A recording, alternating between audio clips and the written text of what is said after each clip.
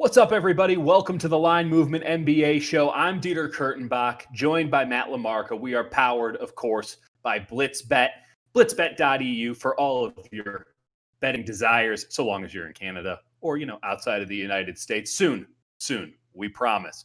The NBA is back. We are back. And we're right in the middle of it now. We got second round series going on. We're finishing up first round series, getting into game 6 and 7s here. Absolutely wild stuff. This is what we wait 82 games, or in this case, months upon 70-something games.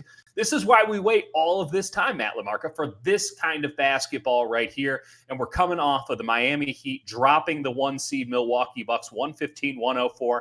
I'm feeling great. I had Miami on the money line plus 200. You're not feeling so hot because you advise people on linemovement.org or .com to hit up the Milwaukee Bucks and the 5.5 points that they were given. I get you. All of your logic was sound, but let's talk about this game. Jimmy Buckets goes for 40 points. Giannis can't make a free throw. The Bucks do Bucks things. The Heat have the game of their lives. I don't know. Are you feeling weird about this series at all? Because I know you were in on Miami, and I was reluctant to get on board with you. You want to talk me onto the Bucks ship right now? Yeah, this is going to be a very good series. I don't see a ton of betting value in either direction. Honestly, the best bet was probably to grab the Heat plus a couple of games. You could have gotten that bet, at a reasonable price, and they are a disastrous matchup for the Bucks. The Bucks allow the second most 3-pointers in terms of frequency of shots allowed and the highest frequency of non-corner threes. And Miami shot the most non-corner threes during the regular season. They play right into the Bucks' biggest weakness. They were also very good at making 3-pointers. They were second in in terms of accuracy from behind the arc this season, and they're the best remaining team in the playoffs in that department. So, yes, the Bucks can 100% lose this series. I still think that they should win. I love their starting lineup. Giannis didn't play very well today. You were saying Chris Middleton disappeared in the second half as usual. I'm not as quick to slander Chris Middleton. I mean, that didn't work out well for the Paul George slanderers recently. So I was not part of it. I was not part of that. By the way, Paul George, 8 points in 36 minutes. So maybe the slander was justified just long term. Let me ask you this, Matt LaMarca. Did it bring you any concern that the Bucks, yes, they're always going to give up 3-pointers. We've talked about that time and time again here on this show. That's their deal. They're not changing their stripes now. They couldn't protect the rim. And their other thing on offense is they're going to go to the line. They couldn't make free throws. Maybe the free throws come around, but Giannis was 4 for 12 from the free throw line. That's one of those things that, man, that can linger. That can just stick around. And maybe the Bucks win a game or two with him going 33% from the line, but I don't know if you can win a series with that number. And obviously he's not a 33% overall free throw shooter. He's a 60% shooter. But again, high pressure, big moments. They're going to put him on the line a lot. He's going to have a lot of time to think about it over this series, I imagine. I wouldn't be shocked if it stays low, perhaps not this low. The bigger one, and I mentioned this, they couldn't stop anybody at the rim. And if you can't stop at the rim and you're allowing a bunch of 3-point shots, well, basically you're just hoping that Miami doesn't knock shots down. And they knock shots down in this game, 12 of 31 from beyond the arc. So they weren't even great. I mean, they're good, above average, but not great from beyond the arc. I don't know. Milwaukee had one day of rest. That would be my concession, whereas the Heat had an entire week to game plan. But we're going to be going back to back to back to back in terms of one day off game. I don't know, man. I feel like Miami showed me something. It'd probably be a little closer than this one was. But looking at game 2, I wouldn't be shocked if you were only getting 1 or 2 points for Milwaukee. Like if the Bucks were only giving up 1 or 2 points and it was a 5.5 point spread. That would be a huge overreaction, in my opinion. Okay. I actually thought that the Bucks were a little bit more aggressive than usual closing out on 3-point shooters. The Heat weren't exactly launching at will. The big difference for me was just the free throws. Miami was 25 for 27 from the line. That's like 93%. Milwaukee 14 for 26. So there's your difference in the game 53%. right there. Yeah. The Heat won by 11. They had 11 additional makes at the free throw line. So, Look at you. Look at you. What? That is you know, sleuthing I right try. The Bucks should be better in that department moving forward. The Heat should be a little bit worse. I don't think that that's a huge limb to be stepping out on there. I'll be You curious to see what the line is for game 2. I'll be curious to see what the price on Milwaukee falls to Mhm. in the series line. They were minus 500 to win the series at the beginning. So it doesn't seem like they will go from minus 500 to being underdogs after dropping game 1, right. which, maybe that's a mistake. I don't know. It's hard to come back from a 1-0 deficit. The numbers suggest that the team that wins game 1 wins the series more times than not. So I'll be digging in on this a little bit more once we have, some of the more advanced data from this game available. I mean, it Right. literally ended, 10 minutes ago. So we're You kind don't of you just don't going on the keep fly here. advanced analytics on the fly? I don't do my own data, guys. I hate to break it to you. I mean, There's a lot of people out there. you mentioned that, game 1 winners usually win. How'd that work out for the Orlando Magic?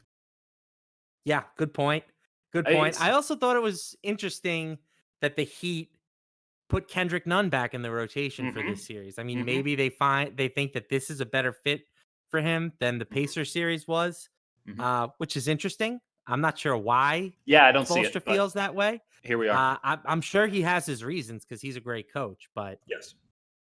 Let it's, me that's interesting. Dragic was fantastic once again. Dragic has been playing so good. excellent all playoffs, and he's a tremendous. I mentioned this in my breakdown too. Like he's him being a starter definitely raises the ceiling on this team.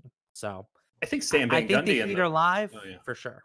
I think Stan Van Gundy in the broadcast said that, Dragic might be their best offensive player, Miami's. I don't know if I'd go that far because I do think that Butler has a higher ceiling when he decides to turn it on. But he has really brought them a level of play that they didn't really boast in the regular season. They would knock down a bunch of 3-pointers and they'd be playing Duncan Robinson and it'd just be threes ahoy.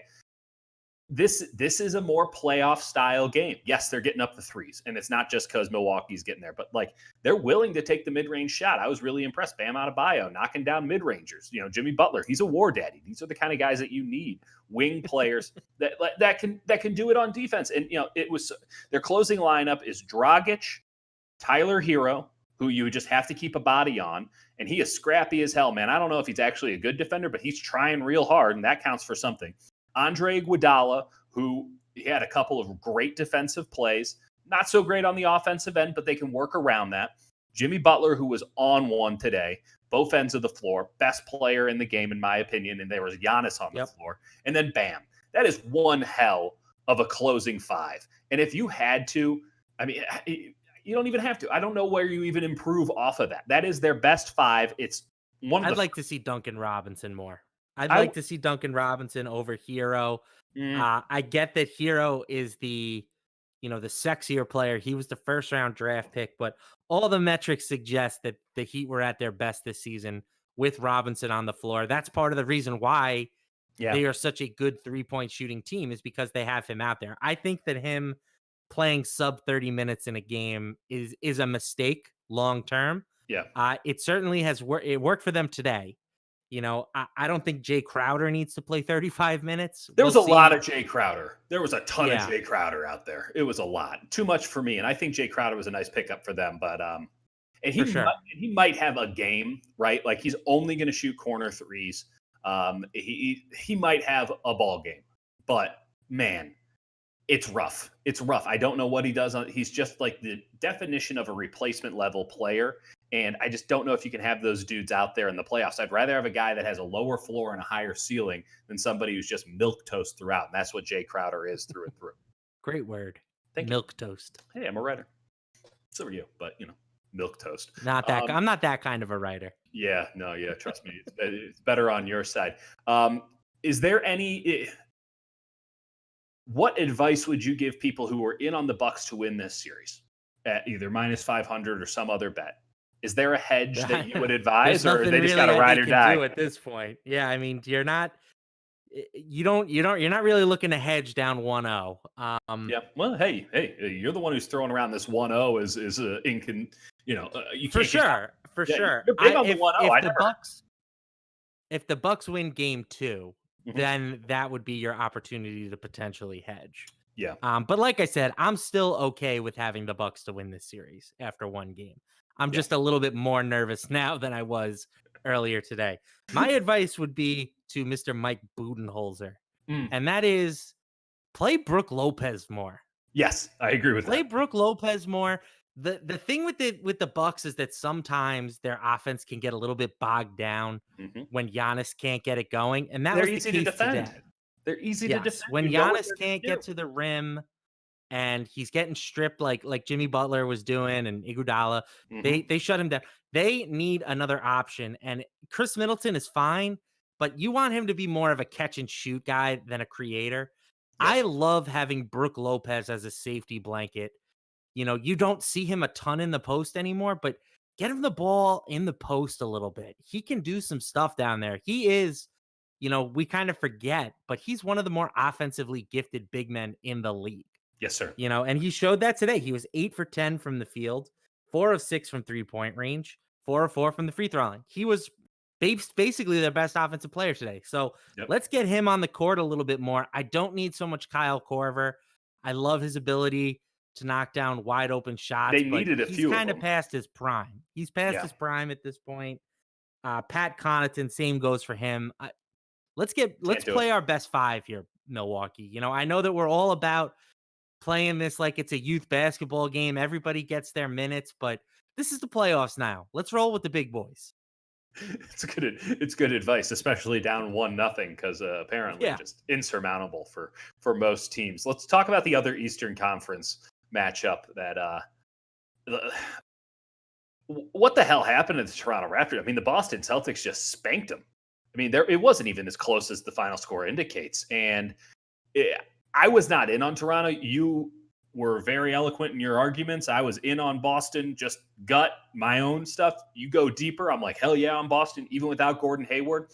Never felt good about Toronto because I saw last year with more or less the same lineup, them just hand the ball over to Kawhi time and time again, and not in the manner of he's our best player, let's have the ball. More in a we're so puckered up we don't know what else to do, Kawhi, please save us manner. And he did it for multiple rounds, and then they got their act together come the NBA Finals and played outstanding basketball, best basketball anyone's ever played in their lives, that entire team at the same, except for Kawhi. Toronto looked like a team that doesn't have a primary scorer down the stretch, doesn't have that go-to NBA Finals MVP wing.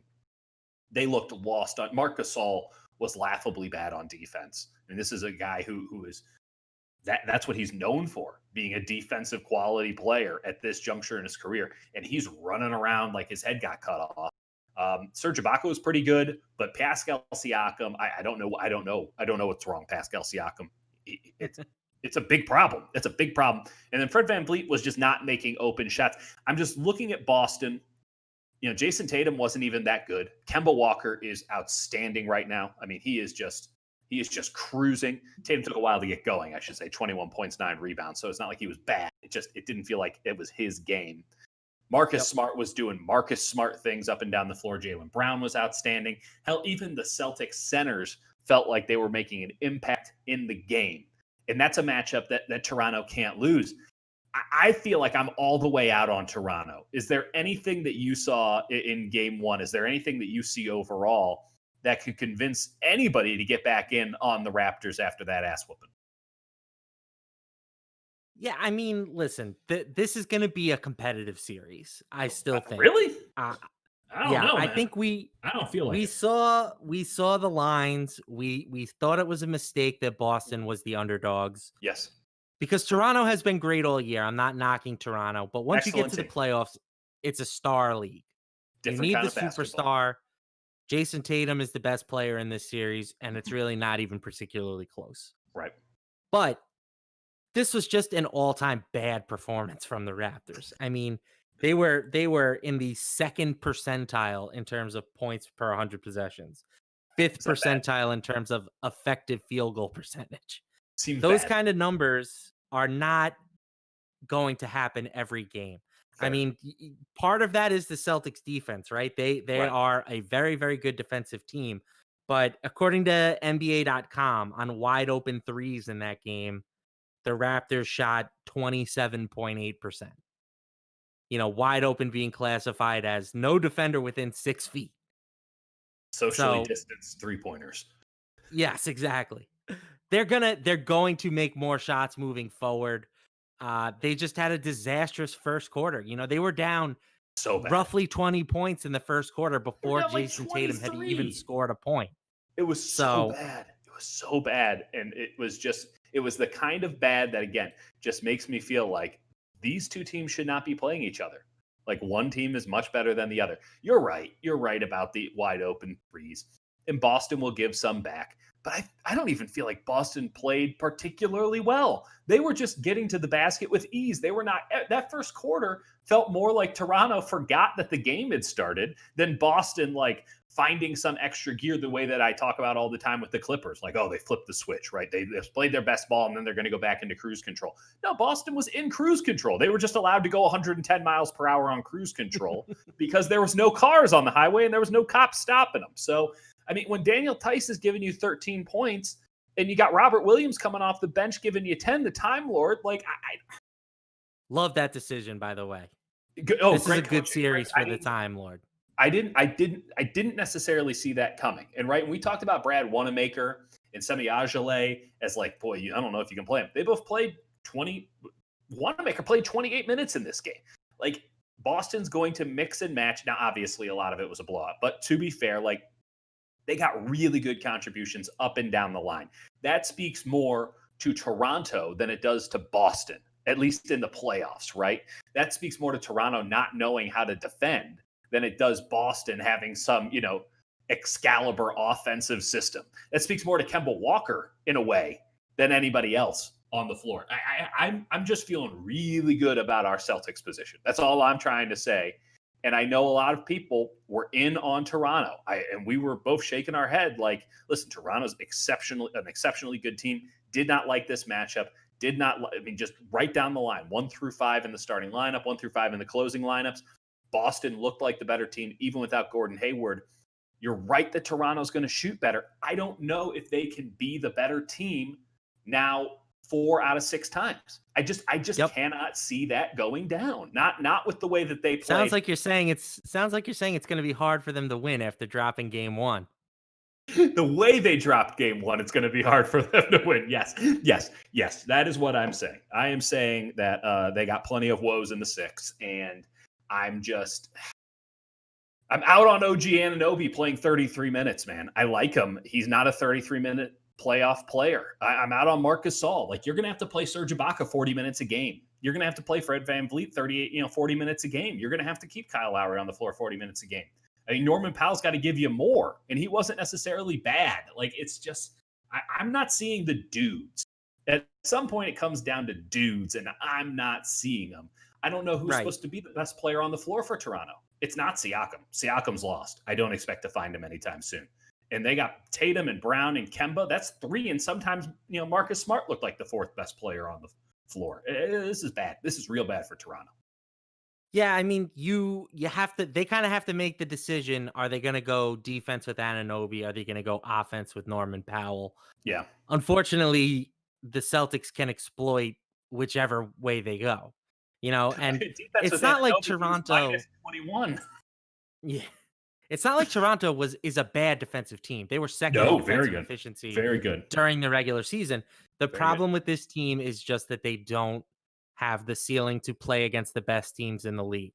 They kind of threw some people off the scent with how well they played during the seeding games. They were 7-1, and then they swept the Nets in the first round, which shouldn't have changed anyone's opinion, but apparently it did. It lowered my opinion. This team, prior to the restart, had a losing record against teams with a better than 500 winning percentage. And the reason is they just don't have the guy, like you're saying. They don't have the star to go toe-to-toe with the best guy on the other team. And they can make up for that during the regular season with depth and by playing, bad teams more often than they play good teams. but the other that's thing not going to that's happen with the Celtics. Toronto just plays hard in the regular season. I don't think they have burnout or anything, but like there's a lot of teams in the regular season that don't care. And Toronto came into every game caring, and they won far more than the level of talent that they have deserved to win because they played hard. And Nick Nurse coached every game like it was Game 6 of the NBA Finals. Man, he's throwing zones out there and boxing ones. I don't think that you can. Nick Nurse might be a better coach than Brad Stevens. He ain't that much better of a coach than Brad Stevens. I mean, it doesn't matter. Like it doesn't. They're on the same level of excellence. Like you're not. I don't even agree with that. Okay. Regardless, like even if you're even if you're conceding this point to me, Matt LaMarca, I know you would never do such a thing, but even if you're saying Nick Nurse is a little bit better, just a little bit, that's not enough to even get a game. That's not enough of an advantage. Whereas I'm looking at Tatum, who's going to score 40 points at some point in this series. He's just going to drop it. What the hell's Toronto going to do? I don't know, man.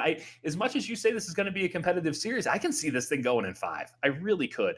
And I don't want to overreact to game ones. I really don't, because there's going to be adjustments. There's going to be things. Guys are going to just knock down open shots, as you mentioned. But, man, outside of Toronto just saying, okay, Serge Ibaka, you're our new center. Full-time, we're not playing Marc Gasol anymore. And maybe they go with Chris Boucher because they like this 2-center lineup thing they got going on. Who's going to take the shots down the stretch for them? Because I don't think you can give the ball to Siakam anymore. And I don't think Kyle Lowry can get you the looks that you're going. I don't think he can knock down the looks that you are going to get given to you in crunch time of the playoffs. I just don't think that Kyle Lowry can put a team on his back like that the same way. And that's just purely a positional thing. That is just, he is not a 6'9" wing who can pull up from the mid-range. That's just not what he is. I am. If I'm on Toronto, I don't know if you even could hedge, but I get the hell out of that position ASAP. I think that's fair. There's a reason we like the Celtics. How do you feel about this Utah-Denver series, Matt LaMarca? Because it is points galore, defense optional. They're going to play a Game 7 tomorrow night. That will be the nightcap after the Boston-Toronto game, which is at 5:30 Eastern time. Enjoying this back-to-back basketball a little bit earlier. Murray goes for 50 points. Mitchell goes for 44. They're having one-on-one contests essentially all game. It's really fun to watch for a neutral, unless you, again, enjoy defense. I didn't think Denver had this in them. I was very high on Denver coming into this series. I never hedged out, mainly because I didn't think it was worth it at a certain juncture. But I felt so good about Denver after game 1. Never double down or anything like that. But, man, I didn't see this go into 7 the way that, games 2 and 3 had gone. What's changed other than Murray is just on a heater? That's it. That's what's changed. I mean, this series hurts my brain looking at the numbers. The pace in this last game was 90.3, and they hit the over. They hit the over on 221 points, playing 90 possessions, essentially. That is just unfathomable. These teams are just shooting the lights out. I mean, you want to talk going into the playoffs, I think the list of guys that have scored 50 points twice in a series was Michael Jordan and Allen Iverson. Now we've had 2 guys do it in the same series, and we have another game left. It's really the level of scoring is just stupid.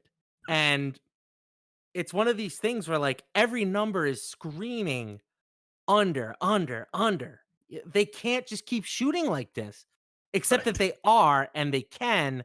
And I don't know what's going to change. Like, why would it change now? The one thing I will say is that the Nuggets did get back Gary Harris in this last game. And we talked about how he can be an impact for them just because he's one of the only guys on the team that actually plays a little bit of defense. Right. And they were plus 16 with Harris on the court in game 6. So that matters. I like that. I like that for the Nuggets. Hopefully we'll see a little bit more Gary Harris moving forward. I don't know, man. I'll be on the under again just because I have to, but I'm not expecting to win it. No, that's principles. 218 is the total in game 7, and I'm in on the under too. And I mean, these games are rock fights where dudes are knocking down 70% of their shots. And by the way, not just like open shots, like sort of contested. I mean, Yeah, we're Jamal knocking Murray, the a lot of defense. step backs. I mean, Donovan Mitchell is now I apparently mean, these guys are working. one of the most efficient scorers in the NBA. Like, crazy. As the narrative part of this relationship, I very much look forward to everyone overrating the bejesus out of Donovan Mitchell over the offseason. That's going to be spectacular. I don't know if there's player props and stuff like that. Don't buy them. Do not get in on that. This is an aberration. This is not real. He's not going to shoot 56% from the floor and 70% from three, like pretty much the entire series. That's what he did in Game 6. That's just not happening anymore. Jamal Murray, Game 6, 50 points, 17 of 24 from the floor, 9 of 12 from beyond the arc. He missed one more three than he did free throws. I mean, just flabbergasting. Yeah, and that series is unquestionably ridiculous, unquestionably silly. Houston, Oklahoma City, which is going on right now, it has not been unquestionably silly. Let's say Houston wins this and they get the Lakers. We don't really have any numbers or anything on this right now. I'm high on the Rockets. Lakers obviously showed something when they just took care of business after Game 1 loss. Funny how that works sometimes. Just gut reaction before we talk about the Clippers here. What if that is indeed the matchup? If we don't have a Game 7 between the Rockets and the Thunder, what are you thinking about that Lakers Rockets matchup? Yeah, well, I mean, there's definitely a scenario where they play the Clippers too, because if the Jazz win, they would get the Lakers. I believe we've done reseeding. No. No. Doesn't matter. All right. Anyway, let's talk about the Clippers then. Let's talk about Kawhi Leonard then. Talk about I want to talk about this series. I know we're in the middle of the game, but this series just represents the headache that is playing the Houston Rockets, because we have talked all playoffs essentially about how good the Thunder are when they have their best lineup on the court. The lineup of Chris Paul, Dennis Schroeder, Shai Gilgeous-Alexander, Danilo Gallinari, and Steven Adams. And the Thunder have basically decided that they cannot play that lineup against the Rockets, which is interesting. I mean, they think that they need Lou Dort's defense on there, and Dort has done a tremendous job defensively on James Harden. I'm not knocking him, but the Rockets have made the decision, okay, you want to play Lou Dort, we are not going to guard him. And they dared Lou Dort to shoot the ball every time he touched it in their last game. And Dort led the team with 16 field goal attempts, and he made 3 of them. So it's a damned if you do, damned if you don't kind of situation. We talked about it with Anunoby versus Norman Powell. This is the decision that the Rockets make you make. Do you want to play your defensive lineup? Do you want to play your offensive lineup? And the Thunder right now have opted for the defense, and I agree that's the right move.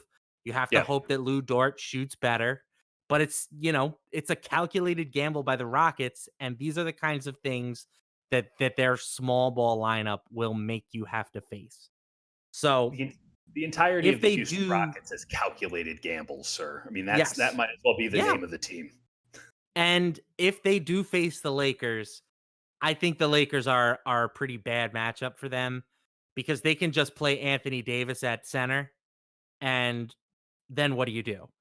He's not a limited offensive big man who you can leave open. You have to guard him with somebody. And they, it's going to be Robert Covington or Jeff Green or somebody like that, and it's not going to end fouls and no death wish. I mean, that's honestly what it is. You could bring Tyson Chandler out of cryotherapy or whatever. He's cryogenically frozen except for free throws. And his beard. Yeah, and his beard. By the way, there is no reseeding in the NBA playoffs. That's the NHL playoffs, sir. Whatever. It will be Rockets Lakers or Thunder Lakers. Hey, listen, equal opportunity. There's something though with you're right with the Anthony Davis thing. That is if the Lakers use Anthony Davis as a 5. which I don't understand how they couldn't in this series. You cannot play JaVale McGee and Dwight Howard in this series. I know that the Lakers don't have a ton of good players, and so we can't ask them to be too selective. But if there right. was ever a time to just go small, this is the time. You By the can way, go small and be oh, big. you're going small with Anthony Davis, a former NBA Defensive Player of the Year, as your 5. Like, get the hell Right. out of here, man. That would be too big for other teams. You're not going with Marcus Smart at the 5 here. Calm down. You're not playing Robert Covington as a center. PJ Tucker. Go medium. We'll call it going medium. Yeah, you're going to pretending it's the year is actually 2020. That's what you're doing by playing Anthony Davis at the 5. I don't know if they'll do it. And then Rajon Rondo's apparently practicing. I don't know if that's a good or a bad thing for the Lakers. I get concerned about it. Might just be a track meet, and it might just be James Harden and going up against Anthony Davis and LeBron James just every time and just seeing who can score more points. And as awesome as Davis is, and as awesome, obviously, as LeBron is, they're not like hype. They're not going Jamal Murray game 6 every night. Like, they're not hyper efficient. Davis especially will play a less efficient game, like on purpose to like prove points instead of, putting his back to the basket and going, he'll just be like, oh no, I'm a point guard now. And then he'll shoot a 3 and you're like, that was nothing, but I guess you feel better. If the Rockets were pretty efficient for the Blazers for what it's worth. No question. The Blazers can't play a lick of defense. And say what you will about Houston. Like they can play at least one lick. They have the ability to get a stop every now and again, whereas the Blazers were physically incapable of standing in front of other people. I mean, social distancing all-stars, the Portland Trail Blazers, it was laughable. They were walking around like Marc Gasol the entire series. It was really, really bad. I'd be interested in some of the value plays for the Rockets because I think they're going to be able to put up points against the Lakers.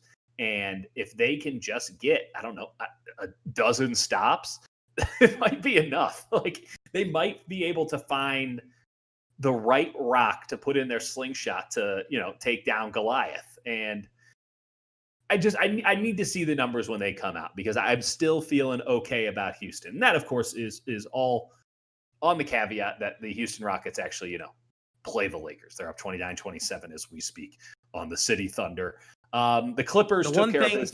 Yes. Sorry, real quick. Oh, no. The Lakers defense is very, very good. And they are the anti-Milwaukee Bucks. They do not want you shooting the 3-pointer. Mm-hmm. They have allowed the fewest percentage of shots from behind the arc during the playoffs against a team in Portland who is not shy about launching triples. Yeah. So this is not a good matchup for Houston, I don't think. I mean, I've been wrong in the past, No. And you're the expert here. I do trust your judgment. That is a salient point. I think Houston will just take the buckets at the hoop too. I mean, they're not, as much as we say, they're very 3-point dependent. One, they don't really need an offense to get 3-pointers. As weird as that sounds, it's just like James Harden, do a thing. And then two, he'll just lay it up every time. The big question that I had going into the playoffs for the Lakers was their backcourt defense. Here's James Harden, and say what you will about Russell Westbrook, like probably Russell Westbrook, and he's just going to hang out in the corner, and if the ball goes to him, he's just going to drive at your face as hard as he possibly can. And that doesn't feel great if you don't have good defenders out there. So there's something to be said. I bet the Lakers will be probably excessive favorites. I bet the market prices them inefficiently because everyone's going to want to be on the Lakers so much. I think that there will be value in the Rockets and maybe opportunity to hedge down the line there if it's not looking so hot. Obviously, the Lakers should win that series. They have the 2 best players on the court, in my estimation. Say what you will about James Harden. He's no LeBron James. He's no Anthony Davis. But, man, there's something there. There's something there, and I'm really interested to see the numbers and break them down on the next show. Again, should that series happen. What did you think about the Clippers taking care of business? That Kawhi Leonard seems pretty good at the basketball.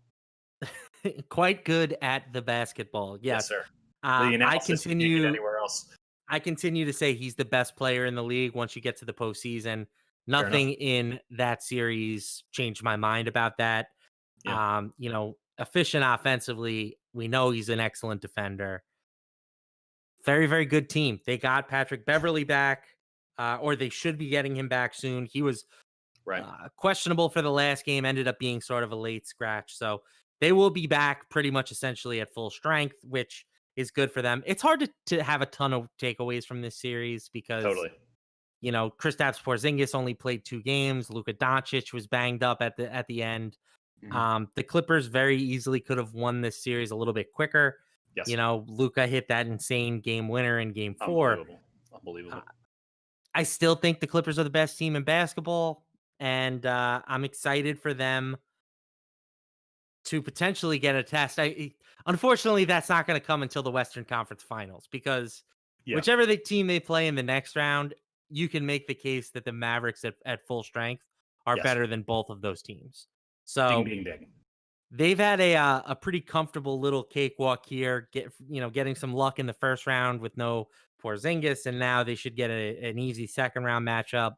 So hopefully they're ready to go for the Western Conference Finals. I think they are now the betting favorites. That makes sense to me. Yep. I still think you can bet them down to about plus 200. If you can get them at better than 2-1, I Mhm. think that is still a pretty good price for them.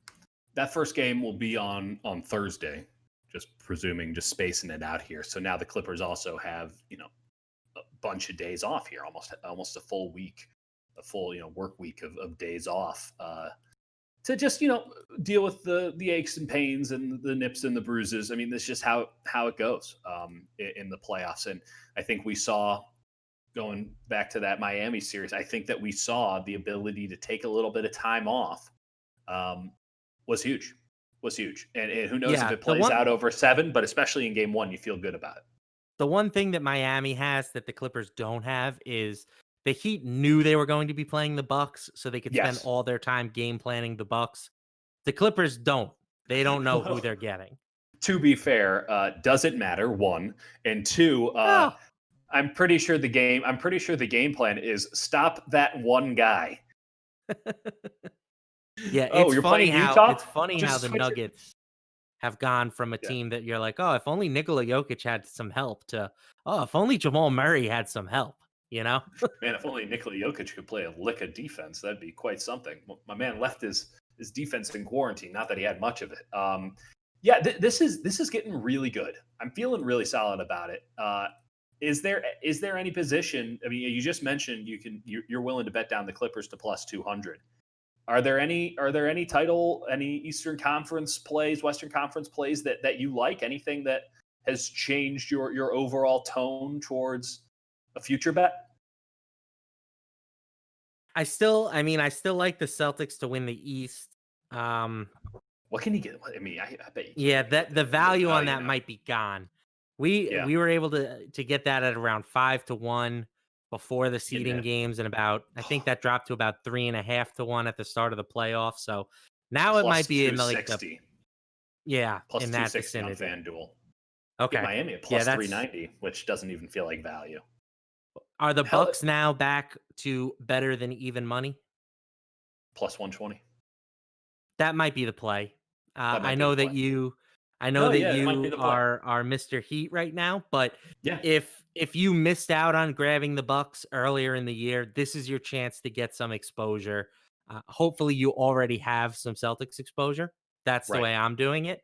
Listen, But if we you've only advised you for weeks. but if you missed the Bucks before the season started, or before they became the clear favorites in the East, this is probably your best chance to grab them. Clippers sitting at plus 260 for the finals. This was updated yesterday Yep. on FanDuel. Lakers at plus 300, Bucks at plus 350. So maybe sit on that one. You might be able to get some better numbers in the next 24 hours or so. Celtics plus 700. So that's priced in from their beatdown of the Raptors. Yeah, that's I've been in. crazy. I've been in on the Rockets since 23-1.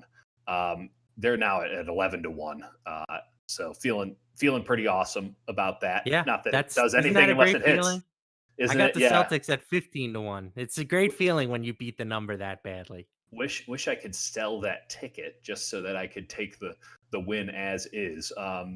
Toronto at plus 12-1, Miami at 13-1, Denver, Utah, Oklahoma City.